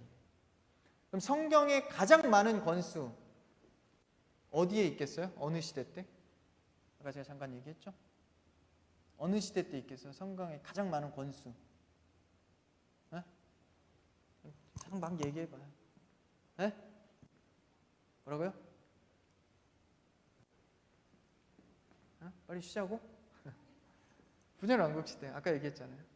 모든 선지자들 다 여기 있어요. 모든 선지자들이. 그러니까 사실 쉬워요. 성경이. 선지자들 책이 다 여기 있고, 그렇죠? 왕들 다 여기 나오고. 요때가 조금 복잡해서 그렇지 여기만 잘 정리하시면 하도 많이 들었어. 그렇죠? 아담, 노아, 바벨탑, 그렇죠? 아브라함, 이삭, 야곱. 이거는 뭐 익히 아시죠? 이 좀 헷갈리면 아, 이, 야, 요 다 이응이 들어가죠. 아이야요. 너 누구니? 아이야요. 이렇게 외우는 걸 전 안 좋아합니다. 이렇게 외우지 마시고 혹시나 기억이 안 나시면 이렇게라도 맨날 헷갈리면 안 되니까 요거는 이제 잘 아시죠. 애굽 뭐 지긋지긋하게 많이 들어봤죠. 출애굽 모세가 광야 거쳐서 가나안 땅으로 여호수아가 들어가서 12지파가 정착해서 이제 사사들을 세우고 이 시대를 거쳐서 사무엘을 통해서 왕을 세우기를 원해서 왕정시대 3명의 왕 넘어가서 분열 왕국 시대에 수많은 40명에 육박하는 왕들을 통해서 나라가 무너지고 포로기에 접어들어서 포로 기한에서 재건돼서 이제 중간기 하나님께서 침묵하시는 기간을 넘어서 신약으로 넘어가는 겁니다. 여러분 대충 그냥 외우지 않으셔도 그냥 넘어가세요. 한 번 반복한 거예요. 한 번. 그죠? 그래서 지금 이제 쉬는 시간이 됐으니까 여기까지 하고 이따가 뒤에 시간에는 요 토대로 이제 단어별로 좀 정리할 거예요. 상징별로. 원래 사건까지 오늘 하려고 그랬는데 할 수 있을 것 같아요. 역사적이 좀 많이 디테일합니다. 그래서 내일이 여기까지만 오늘 정리하면 될 것 같아요. 잠깐 기도하고 다과 나누는 시간 갖도록 하겠습니다. 주신 주님 감사합니다. 구약 성경을 보면서 짧은 시간에 주님의 음성을 듣고자 합니다. 아버지 우리가 말씀을 보면서 우리가 성경을 잘 정리할 수 있는 능력을 주셔서 어떤 말씀을 보든지 우리가 전체적이고 총체적이며 깊이 있게 볼 수 있는 주의 복된 자녀 다 되게 하여 주시옵소서. 잠시 쉴 때 또 졸음을 쫓고 또 집중하여서 강의 들을 수 있도록 인도하옵소서. 감사하며 예수님 이름으로 기도합니다. 아멘. 잠깐 기도하고 두 번째 시간 갖도록 하겠습니다. 좋으신 주님 감사합니다. 모자란 종을 통하여서 아버지 구약 성경을 우리가 함께 나누고 배우고 볼 수 있게 하시니 주님 감사합니다. 전에 보지 못했던 눈이 열려지게 하시고 구약 성경을 정리함을 통하여서 앞으로의 신앙과 말씀 묵상에 큰 힘이 될 수 있도록 인도하여 주시옵소서. 성령의 이끌림을 받아 이 강의가 진행될 때 한 말씀 한 말씀 땅에 떨어지지 않고 우리 귀한 영혼들의 마음밭에 심겨져서 정말 큰 성경의 지식이 될 수 있도록 인도하여 주시옵소서.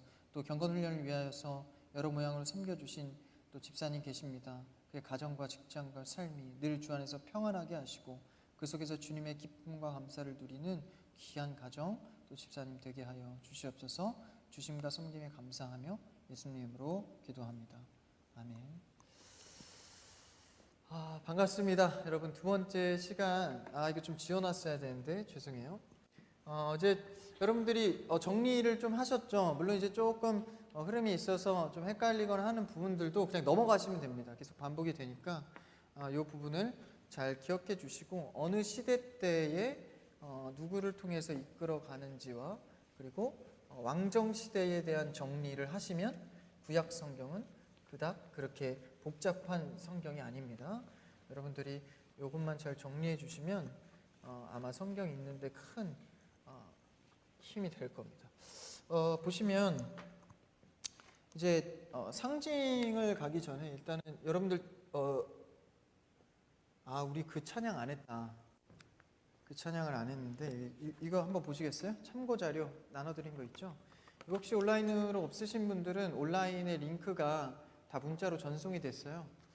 문자 메시지 여러분들 보시면 이 링크가 있습니다. 여기 참고 자료를 보시면 일단은 두 번째 페이지에 보시면 이제 상징이 나와요. 상징. 요거는 이제 보시면은 출처가 성경 익스프레스라고 이제 성경 요약한 그 참고 서적이 있는데 거기서 나온 내용인데 제가 여러 가지 기준으로 나눈 구약 성경을 나눈 요약본을 봤는데 그 중에서 몇 가지를 제가 갖고 온 것 중에 하나입니다. 이거 괜찮더라고요. 그렇게 마음에 들진 않지만 어쨌든 좀 괜찮습니다. 상징적으로 볼 텐데 그 전에 이제 우리가 한번 아까 훑었잖아요. 그거에 대해서 이제 성경 권에 대해서 조금 우리가 한번 정리를 하고 가야 될 것 같아요. 그래서 요거 들어가기 전에 조금 그래도 우리가 성경 권수로 정리되는 거를 한번 볼게요. 처음에 이제 39권이죠, 성경은. 그렇죠? 우리가 한번 나눠 볼 겁니다, 성경책을. 일단 성경책 한번 있으신 분들은 앞에 보시겠어요? 그 성경 책명 있는 데 있죠? 그러니까 맨 앞에 목차라고 하죠. 성경 목차를 보시면 쭉 나와요, 성경이. 그렇죠? 여러분들 성경에도 다 있을 겁니다. 한번 거기를 앞에를 펴보세요. 펴보시고 보시면 그 39권 중에 우리가 이제 나눠 갈 겁니다. 이제 세 가지 형태로 나눠져요. 역사와 그다음에 체험, 그다음에 예언입니다. 이제 문학적인 시제로 보면 과거고, 이 문학적 시제예요. 지금 다 역사적 시제로 보면 안 됩니다. 문학적 시제로 과거, 현재, 예언은 미래가 되겠죠. 그러니까 이 책 속에서 시제가 미래라는 거예요. 이 책 속에서 현재고, 이 역사서 책 속에서 과거라는 거예요. 이렇게 되겠죠. 그래서 이쪽은 이제 역사서가 됩니다. 그 다음에 여기는 뭐죠? 시가서가 됩니다. 마지막은 예언, 선지서가 됩니다. 이 정도는 들어보셨죠? 예를 들어서 역사서, 시가서, 선지서 이 세 가지로 분류를 해요. 그럼 여기서 이제 여러분이 목차를 보시면 여러분 모르시는 분들은 모르셨을 수 있는데 이 목차에 보시면 쭉 그러니까 저기 뭐죠? 요약 저기 한 글자로 된 거 있잖아요. 요 순서 있죠. 목차 순서. 창출, 레미, 신수, 삿룻. 여기가 역사, 체험, 예언 순서대로입니다. 그러니까 막 뭐 나왔다 이게 아니라 순서대로 쭉 가는 게 구약 성경이에요. 배열을 그렇게 해놨어요. 성경책이. 그러면 한번 볼게요. 성경책에 보시면 창세기, 출애굽기, 레위기, 민수기, 신명기 5권이 있죠. 역사서에서는 총 17권이 있어요. 한번 나눠볼게요. 일단 숫자로. 체험서가 5권이고 예언서가 17개입니다. 근데 이제 여러분 보시면 체험, 시가서를 기준으로 몇 권이 나눠지죠? 17권씩 나눠져요. 아까 말한 대칭이 이루어지죠.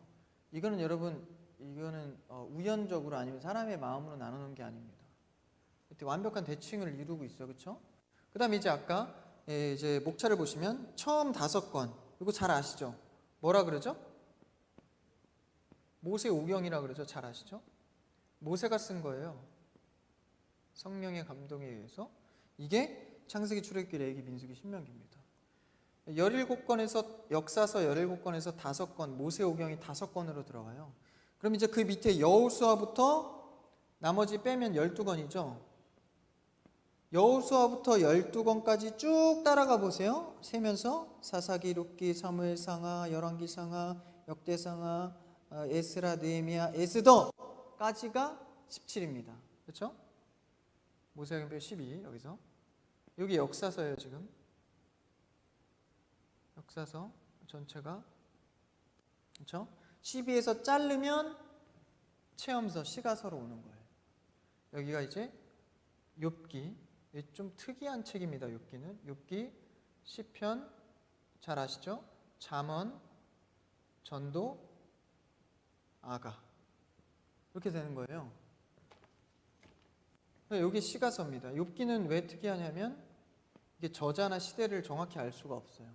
근데 어디쯤이냐면 아브라함 때쯤입니다. 그러니까 굉장히 앞서요. 이 욥기가. 이 시편, 잠언, 전도, 아가 이거 어느 때죠?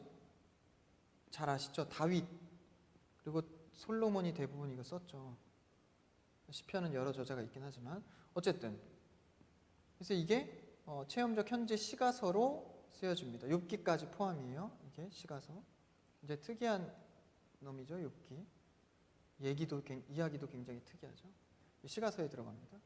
5권 이렇게 시가서 5권 기준으로 이제 아가서까지 왔죠.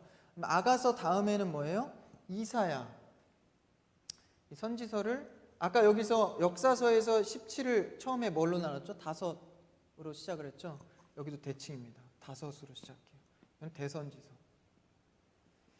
선지자가 17권이 있는데 큰 선지자라 그래서 대선지서가 아니에요.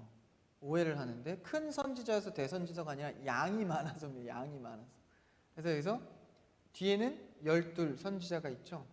우리가 잘 아는 선지자 이사야, 예레미야 여기 들어가고 나머지 모든 선지자들이 다 여기 들어갑니다. 근데 여기서 아까 이런 선지자들이 다 언제 시기라고요? 네? 분열왕국시대 때. 그러니까 선지서는 다 그 분열왕국시대 때 타락하고 왕들이 막 이상한 짓 하고 이럴 때 계속해서 알려준 얘기, 예언. 뭐 예언? 야 니네 포로된다. 나라 망해서 포로된다. 그 얘기하고 있는 거예요. 선지서에서. 이렇게 정리를 하는 거예요. 여기서 한 가지만 더 정리하면 여기 역사서에서 3권을 한번 빼볼게요. 3권을 끄트머리 3권을. 그럼 어디죠? 말해보세요. 에스라, 느헤미야, 에스더죠. 그럼 여기서 끄트머리 빼볼게요. 아까 많이 한 거. 학개, 스가랴, 말라기. 이 3권을 빼요. 그럼 이 3권이 또 대칭이에요. 어느 시기? 포로 이후. 회복될 때 얘기. 어렵지 않죠? 17, 5를 대칭. 일단 시가서는 여러분 요 정도는 시편, 잠언 요 정도는 외우셔야죠. 욥기, 시편, 잠언, 전도, 아가는 외우시면 나머지는 그냥 싹 가 되는 거예요. 17, 17로 나누고 모세오경, 대선지서 앞에 거 굉장히 선지서도 친절하게 앞에 5개를 모아놨어요. 이사야, 예레미야, 에스겔, 다니엘 얘네들 대선지서로 모아놨죠. 모세오경도 모아놓고 앞에 뒤에는 그냥 다 따라오는 선지서, 따라오는 역사서, 그렇죠? 그다음에 끝에 꼬리에 있는 3명은 포로 이유다. 요거를 정리해 놓은 게 여기 참고 자료의 첫 페이지입니다. 첫 페이지 보시면 이렇게 정리되어 있죠. 그러니까 이거를 한 글자씩 다 외우려면 얼마나 어려워요. 근데 이 그냥 틀을 외우는 거예요. 틀. 여기에 뭐 오바댜, 하박국 이런 거 외우실 필요 없어요. 그냥 이 틀을 외우면 돼. 5개 대선지서, 나머지 뒤에 12개 소선지서, 그 중에 3개는 포로 이유, 학개, 스가랴, 말라기. 여기는 모세오경, 뒤에 12권은 또 나머지 역사서, 그 중에 3권은 에스라, 에스더, 느헤미야. 얘네는 3개 꼬리 나오는 포로 이유, 대칭. 끝. 구약성경 정리가 끝나는 겁니다. 그러니까 여러분들이 막 이거 뭐 창세기, 출애굽기래 이거 좀 좋긴 해요. 유용할 때가 있어. 근데 그러지 않아도 이 개념을 외우면, 예를 들어서 갑자기 뭐 하박국이 나와. 그럼 여러분 성경책 찾을 때 하박국이 뭐냐 막 계속 한참을 들여다봐요. 근데 여러분 하박국은 여기 소선지서 쪽이니까, 예레미야, 이사야 우리가 잘 아는 선지자가 아니니까 요쯤이겠구나. 그럼 뒤쪽에서, 구약 뒤쪽에서 찾으면 나오는 거예요. 그렇죠? 예를 들어서 열왕기상이다. 그럼 어디겠어요? 모세오경은 아닌데 역사서야. 그러면 역사서 요 2개 있겠죠. 모세오경 뒤쪽에 있겠죠. 그렇죠? 그런 식으로 여러분들이 어느 쯤에 있는 거를 알으시면은 굉장히 좋습니다. 그리고 뭐다? 창세기부터 말라기까 이게 순서대로 지금 다 성경이 친절하게 이게 정리가 돼 있는 거예요. 그래서 여러분들이 이런 거를 요 정도는 알아두셔야, 이거를 이따가는 뭐 오늘 안 될 수도 있는데 나중에는, 내일은 요거를 조금 더 자세하게 제가, 지금은 자세하게 풀면 조금 이해가 안 가니까 요거를 조금 더 자세하게 풀 겁니다. 요 정도는 이해는 가시죠? 그렇죠? 요 정도는 정리가 되시죠? 그래서 성경을 권수로 이렇게 정리를 해 가시면 어렵지 않다. 그 다음에 이제 우리가 아까 지금 참고 자료에서 보는 상징별로 좀 볼게요.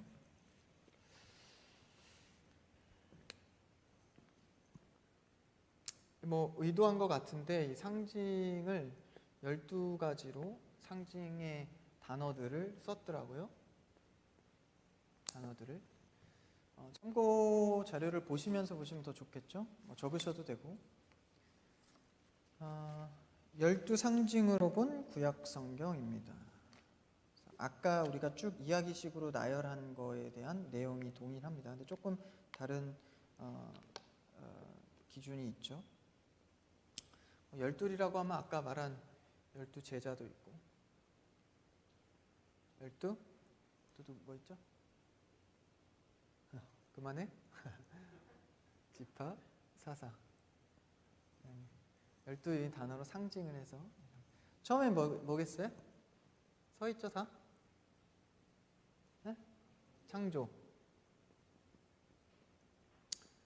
반으로 나누면 창조시대는 창세기 1장에서부터 11장. 창조시대죠. 아까 했었죠? 창조시대. 인물이 누구였죠? 아담. 여기서 이제 이 아담이 굉장히 중요한, 이 아담과 하와가 굉장히 중요한 인물인 이유가 뭐냐면, 처음 태어난 인간이어서가 아니라 다 어디 기준이죠? 성경은? 누구 기준이에요? 네? 아담 기준이에요? 누구 기준? 예수 그리스도 기준. 예수 그리스도의 예표의 그림들이 모든 성경에 나오는데, 원시복음, 이때 아담 때 원시복음이 등장하는 거예요. 복음의 가장 처음 출발. 그래서 이게 창세기 3장 15절에 나옵니다. 한번 읽어볼까요? 원시복음 중요하기 때문에 이건 짚고 갈게요. 잘 아실 텐데, 아시는 분들은 3장 15절을 한번 피시고, 창세기 딱 하면 아까 정리한 거, 모세오경 창세기 맨 앞에 창세기는 뭐 그렇게 하지 않아도 아시죠? 3장 15절. 자, 시작. 내가 너로 여자와 원수가 되게 하고 내 후손도 여자의 후손과 원수가 되게 하리니 여자의 후손은 내 머리를 상하게 할 것이요 너는 그의 발꿈치를 상하게 할 것이니라 하시고. 좀 무슨 말인지 헷갈리시는 분들 이제 14절에 보면 뱀에게 이르시되, 뱀한테 말하는 거예요. 여자의 후손이 뱀, 사탄, 너의 머리를 칠 것이다. 죄를 부셔버릴 것이다. 그렇죠? 근데 너는 발 뒤꿈치밖에 상하지 못하게 할 거다. 여자의 후손이 누구예요? 여자의 후손이 예수 그리스도죠. 예수 그리스도의 족보에 보면 희한하게 여자에 대한 언급을 해요. 이 시대에 여자의 언급을 한다는 건 가히 상상할 수 없는 일입니다. 족보에 여자 이름을 들먹인다는 건 이때 당시 문화는 옳지 않은 거예요. 심지어는 예수 그리스도가 사역하실 때, 그리고 구약에서도 성경권에 여성들이 굉장히 힘있게 등장하죠. 굉장히 그때 당시는 있을 수 없는 일입니다. 여자의 후손을 통해서 예수 그리스도가 나오죠. 그러니까 예수 그리스도가 첫 이 창세기 3장 15절을 통해서 원시복음이 시작된 거예요. 이미. 그래서 예수 그리스도는 창세기 아담을 통해서 쭉 가죠. 지금도 계속해서 하나님 우편에서. 그러면 성경 이때 원시복음 창세기 3장 15절을 출발로 예수 그리스도가 계속 어떻게 되는 거예요? 확장되는 겁니다. 이렇게 구약, 신약, 교회, 현재 계속해서 확장되는 거예요. 이거는 이 원시복음을 출발로. 그렇죠? 그래서 아담을 통해서 이미 창세기에서 예수 그리스도의 이름은 예표됐다. 이게 창조 시대 때의 중요한 첫 맥락입니다. 그 다음 이제 아까 살펴본 인물들이 아벨 나오죠. 이제 아벨이 하나님께서 제사 받음으로 이제 출발하죠. 가정 역사로. 그 다음에 누구 나와요? 아까 노아 나오죠. 노아 방주도 역시 뭐예요? 이때 방주 사건이 왜 일어나요? 죄의 타락으로. 이제 방주가 뭘 상징합니까? 구원, 선택된 자녀들이 타는 예수 그리스도를 상징하죠. 그 다음에 이제 아까 한 바벨탑. 그래서 여기까지가 창조 시대 때에 나타나는 상징입니다. 사건, 창조의 상징의 사건들입니다. 하나님께서 창조하실 때 처음에 이 가정의 역사, 그렇죠? 이 사람들의 역사, 바벨탑까지 갈 때에 처음에 출발이 창조가 뭘 한 거예요? 뭐 동물, 식물 창조하시고, 그러니까 하나의 단일체로 창조를 하신 거예요. 이 의미는 뭡니까? 그러니까 하나님은 영원하시죠. 근데 하나의 단일체는 뭐예요? 시간을 두신 거예요. 시간을 창조하신 겁니다. 해와 달. 그렇죠? 그러니까 인간을 위해서 시간이라는 하나의 단일체로 지구 안의 사람들을 이제 우주를 만드신 거예요. 하나의 단일체로. 그러니까 하나님 개념의 영원성 속에서 시간이라는 단위를 설정하신 겁니다. 그러니까 어마어마한 사건이죠. 인간을 위해서. 인간의 자율성과 뛰놈과 노래하는 것, 이것을 위해서 우주라는 시간의 단위를 창조하신 겁니다.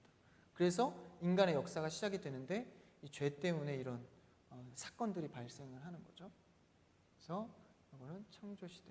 여기 써놨네요. 그다음 두 번째 볼까요? 두 번째는 뭐예요? 여기 우리 지금 상징으로 하고 있는 거예요? 뭐라고 써 있죠? 영어로 C로 다 시작되는 거예요. 글씨가 이 C는 아닙니다. C죠. 이런 거죠? 몇 장이라 그랬죠? 아까 12장에서 50장까지죠. 그래서 이때 이제 바벨탑을 지나서 한 인물을 씁니다. 가장 중요하죠. 아브라함. 이 족장 시대의 가장 중요한 인물입니다. 그렇죠? 족장 시대가 열리는 거예요.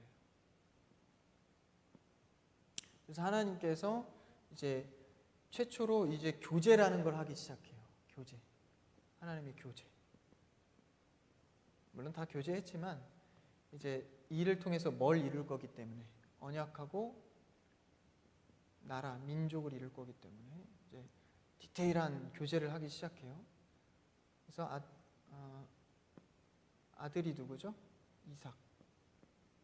아까 했죠? 야곱. 어디서 나왔어요?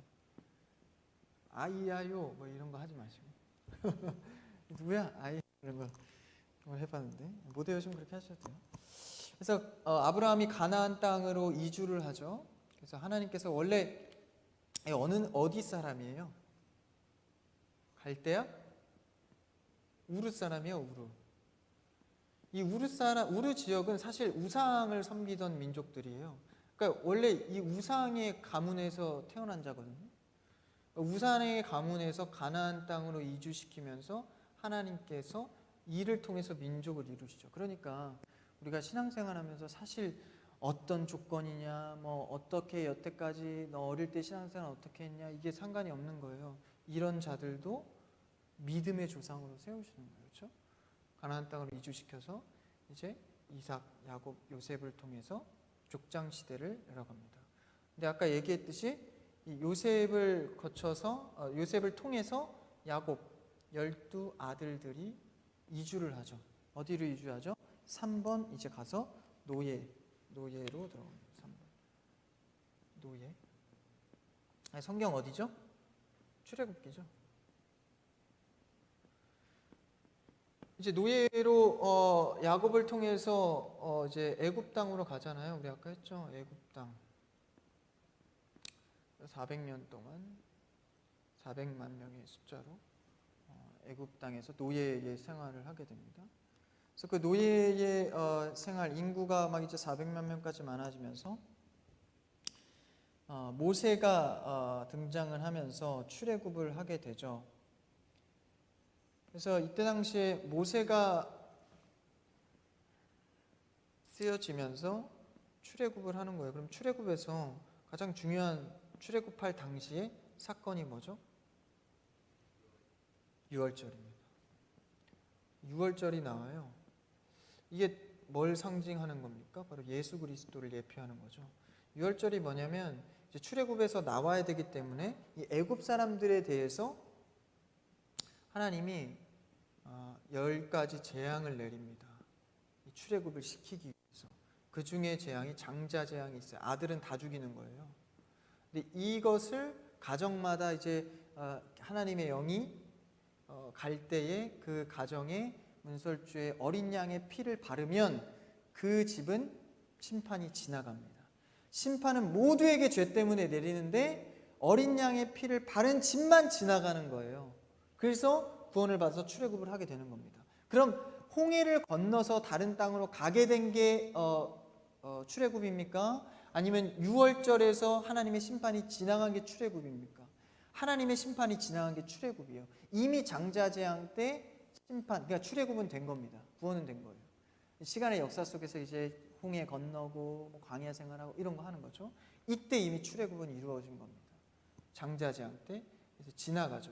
근데 재밌는 것은 이게 어린 양의 피를 바른 것이 예수님을 예표한다 그랬잖아요. 죽인 거예요, 어린 양은. 죄 없는 어린 양을.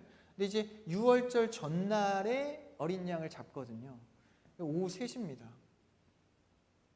3시에 바르기 전날에 어린 양의 피를 발라서 구원이 아니라 이 죽였을 때 이때 그 피가 이제 일어난 거예요.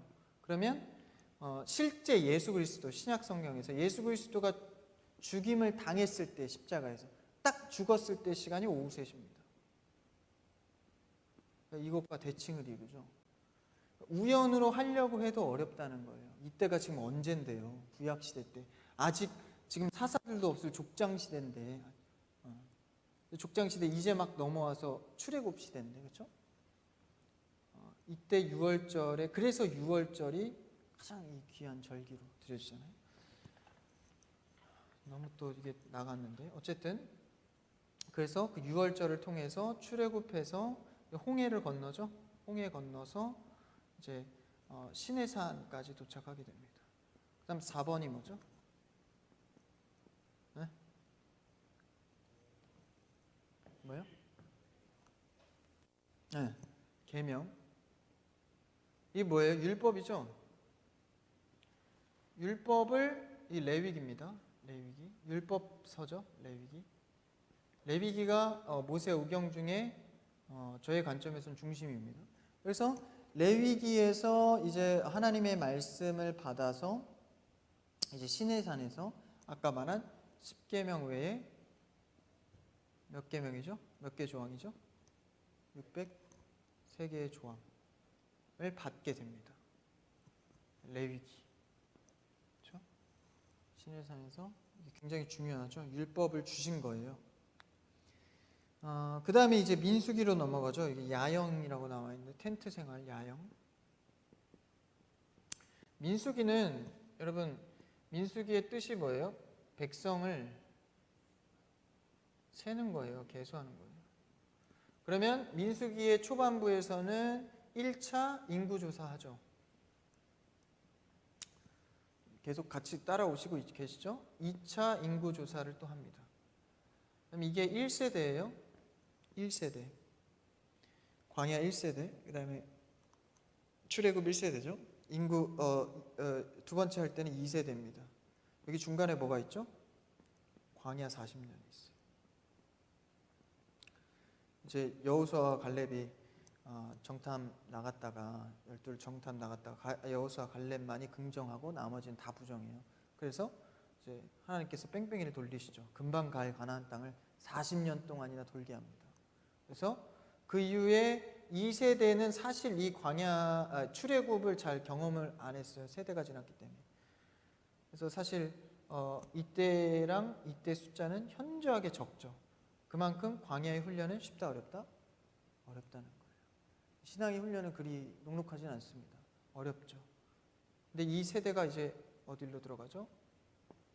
이 세대가 이제 2차 인구 조사를 했을 때 사실 율법을 직접적으로 받은 세대가 아니에요. 그렇죠? 그러니까 6번에서 뭘 하죠? 6번에서 언약을 합니다.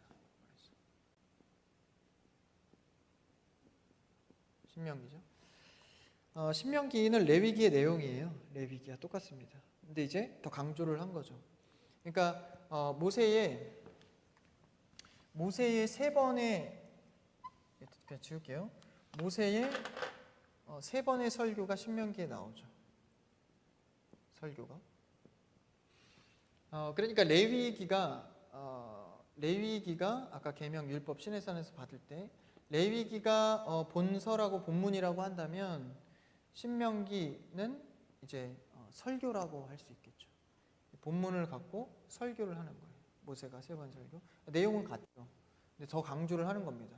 왜? 얘네는 2세대에게 전하는 거니까. 2세대는 출애굽도 경험 못했어요. 직접적으로 구전으로만 들었지. 그러니까 실제 더 직접적으로 체험을 못했기 때문에 레위기보다 더 강조를 해야 됩니까? 안 해야 됩니까? 훨씬 더 강조를 해야죠. 가나안 땅에 들어갈 세대인데 아까 얘기했죠.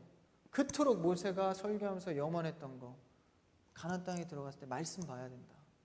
안 하잖아요. 1000년에 한 번 볼까 말까. 근데 여러분 저는 그걸 보면서 그런 걸 느껴요. 진짜 우리가 성경을 가까이 하고 있나? 라는 생각이 드는 거죠. 어쨌든 여기서 신명기에서 언약을 해 줍니다. 그 다음에 이제 여기서 신명기에서 모세가 죽죠. 못 들어가요. 가나안 땅에. 그렇죠? 그 다음에 첫 번째가 이제 정복 시대로 가는 겁니다. 정복 시대는 여호수아죠. 여호수아. 모세의 세대가 끝나고 이제 여호수아로 넘어옵니다. 그래서 12지파가 가나안 땅에 정착을 하게 되죠. 전쟁도 하고 수많은 이야기가 있습니다. 그래서 정복을 하는 거죠. 그래서 12지파로 땅을 나눠서 갖게 됩니다. 그래서 아까 했었죠. 이스라엘과 가나안의 차이. 여기서 우상들이 만연했죠. 이것을 따라가게 됩니다. 이스라엘이. 그래서 여기는 이제 정복 시대. 정복 시대라고 굳이 안 나눠도 되는데 여기서 나누니까 8번이 순환입니다. 여기가 이제 사사 시대죠. 사사기랑 사무엘상도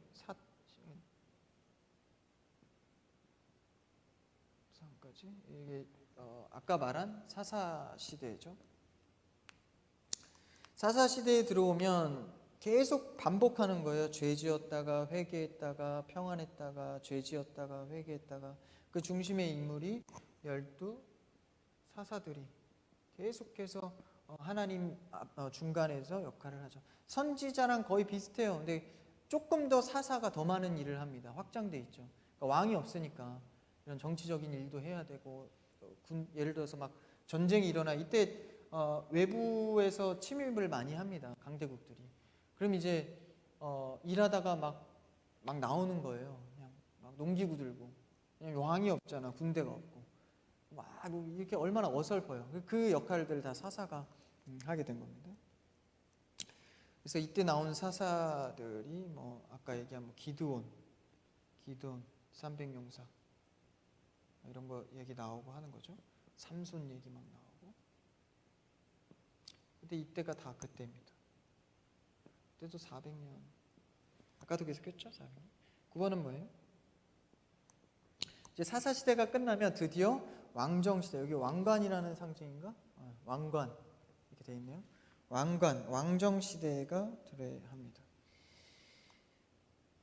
그래서 이거는 이제 중요해요. 이제 왕정 시대부터는 좀 복잡해지니까. 그래서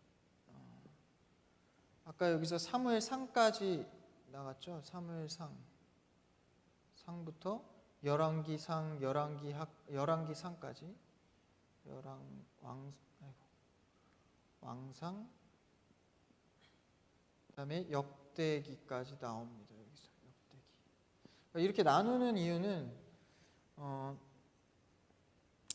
역대기의 내용과 역대상하 있죠. 사무엘 상하권은 3권이에요. 사무엘상하, 열왕기상하, 역대상하. 그럼 사무엘상하는 순서대로 그 다음이 열왕기상하예요. 근데 그때 그 뒤에 세 번째 나오는 역대상하는 순서는 아닙니다. 사무엘상 얘기, 그러니까 다윗의 얘기에 이 역대기가 겹치는 거예요. 겹쳐요. 시간 순서가 아닙니다. 그러니까 구약에 보면 사무엘상하, 그렇죠? 그다음에 왕상하 있죠. 그다음에 마지막이 역대상하 있죠.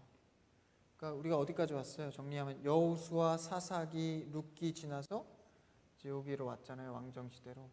사무엘상하, 열왕기상하, 역대상하가 있어요. 그렇죠? 그러면 얘랑 지금 같은 시대 얘기를 하는 거예요.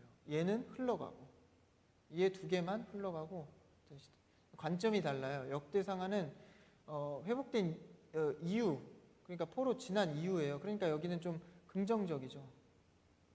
여기는 좀 부정적이고 전이니까. 유대 관점에서 또 썼어요. 유다 관점에서. 그러니까 다윗이 유다 지파잖아요. 거기서 그 유다 계보에서 예수님이 나오잖아요. 조금 유다 관점에서. 그러면 다윗이 예를 들어서 대표적인 그 부정적인 사건이 뭐죠? 네? 우리아의 아내. 그 사건을 여기서는 안 다뤄요. 이 부정적인 사건 안 다뤄요. 여기서만 다루죠. 그래서 왕정 시대가 옵니다. 여기는 이제 통일 왕국 시대죠. 통일 왕국 시대.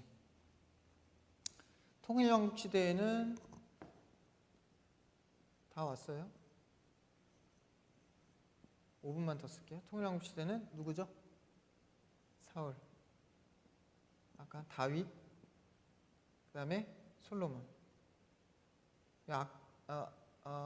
여기서는 이제 120년을 통치를 해요. 재밌게도 40년 이렇게 통치를 합니다. 세 왕이. 그럼 이제 골고루 이렇게 했잖아요. 외우기가 쉬워요. 120년, 그렇죠? 그 다음에 이제 분열 왕국 시대로 가는 거죠. 10번이 분열인가요? 단어가? 분열. 여기서 이제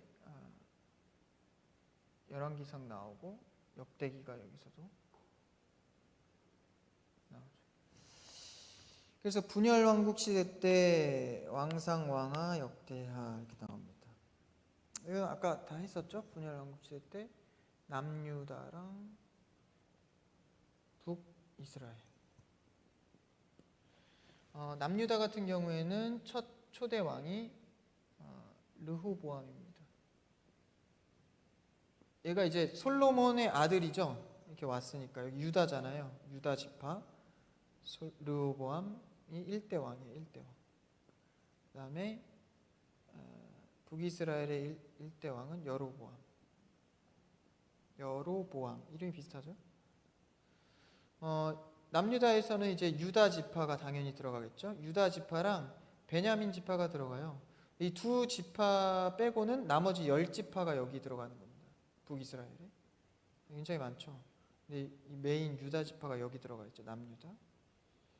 그래서 여기에서는 북이스라엘에서는 선왕이 없어요. 선한 왕이 없어요. 다 악한 왕입니다. 죄다. 예후가 조금 이렇게 개혁을 하려고 했는데 어쨌든 이따 나중에 뒤에서 다루고 여기는 선왕이 없어요. 여기는 선왕이 좀 있죠. 3대 선왕도 있고 여기 다 있습니다. 선왕은. 그 다음에 11 상징이 뭐죠? 포로 시대를 들어갑니다. 이제 분열 왕국이 넘어서서 11번은 포로기로 가는 거예요. 지금 역대하까지 봤죠? 왕하, 역대하가 여기서도 이제 계속 이어지는 거죠. 포로기까지. 왕하, 역대하.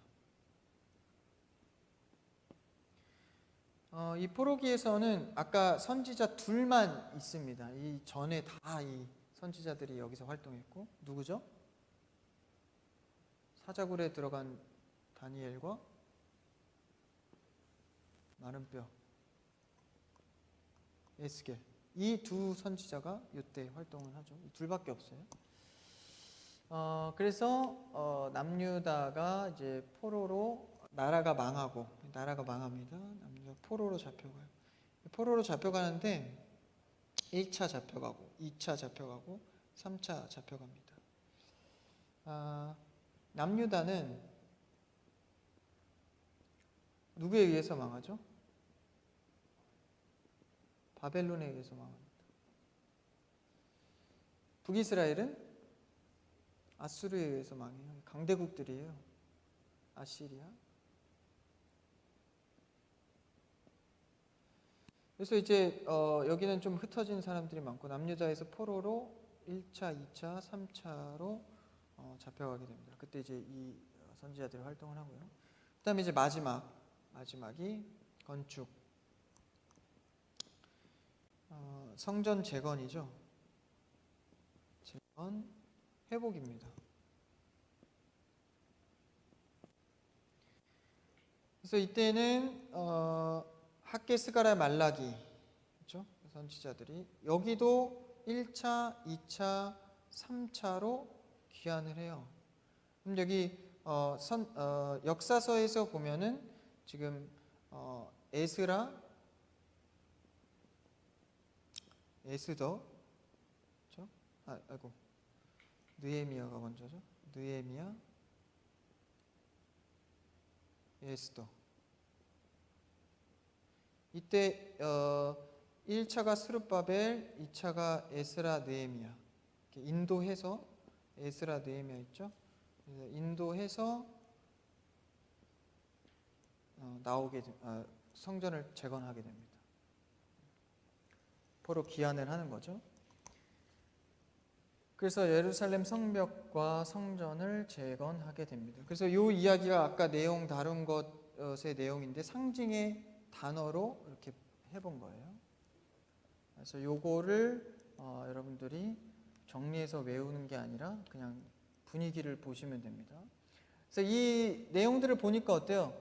철저히 실패한 인간들을 상징하고 있죠. 계속 실패해요. 실패. 또 사사를 보내셔도 실패. 왕정시대 때도 실패. 분열 왕국에는 더 실패. 그죠? 포로기 해도 실패. 그러다가 계속 보내시고 선지자 보내고 에스라, 느헤미야 보내서 결국은 회복시키시죠. 그렇죠? 그래도 안 돼요. 그 다음에 이제 400년 침묵기 들어가잖아요. 그래서 이것을 볼 때 구약에서 이런 흐름과 순환을 볼 때 뭐가 느껴져요? 예수 그리스도의 필요함을 강조하고 있는 거예요. 인간은 안 된다. 지금 2000년이 수천 년이 지났는데도 인간이 안 된다라는 것을 계속 말하고 있는 겁니다. 그래서 중간중간 이사야나 이런 사람들 통해서 뭘 말해요? 누가 와야 된다. 누가 와야지 된다. 올 거다. 그분을 기대하며 오늘 우리의 회복을 소망하자. 계속 말하는 거죠. 그래서 예수 그리스도께로 계속 근접해 가는 겁니다. 그래서 율법으로 설득하고 예수 그리스도가 필요하다는 것을 가르치고 있죠. 그래서 이때 중간중간에 기적들이 굉장히 많아요. 막 바다도 갈라지고, 그렇죠? 기적이 왜 많을 수밖에 없죠? 성경 완성 시대가 아니기 때문입니다.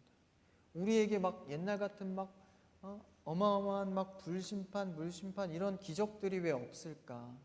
막 사람이 붕붕 날아다니고 물에 걸어다니고 이런 기적이 왜 없을까? 우리는 성경 완성 시대이기 때문에 기적이 그렇게 많지 않습니다. 물론 때에 따라 기적도 주시지만 그거를 주 무대로 사용하지 않아요. 구약에서는 굉장히 기적을 많이 사용하죠. 그렇게 보여져야 되니까. 왜? 기록된 하나님의 자기 계시가 완성이 안 됐기 때문에. 기록된 하나님의 자기 계시가 있기 때문에 더 이상의 계시는 필요 없어요. 필요 없는 게 아니라 있으면 안 됩니다. 그러니까 이때 당시랑 우리의 현재 삶은 다를 수밖에 없는 거예요. 우리는 성경 완성 시대를 살아가기 때문에. 그래서 하나님께서 우리 수준에서 우리의 어떤 위치에서 계속해서 알려주시는 거죠. 현재의 삶하고 비슷합니다. 그래서 우리가 불순종하는 것 그리고 죄인이고 실력이 없음이 다 들통이 났죠. 이 역사를 통해서. 그래서 하나님께서는 디테일하게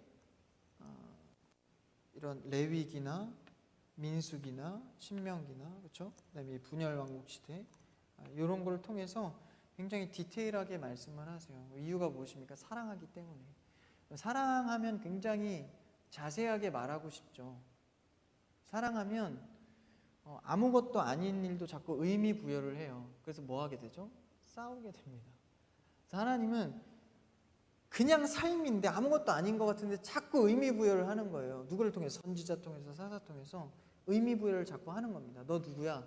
너 언약 백성이잖아. 너 나랑 약속했잖아. 내가 너에게 율법 줬잖아.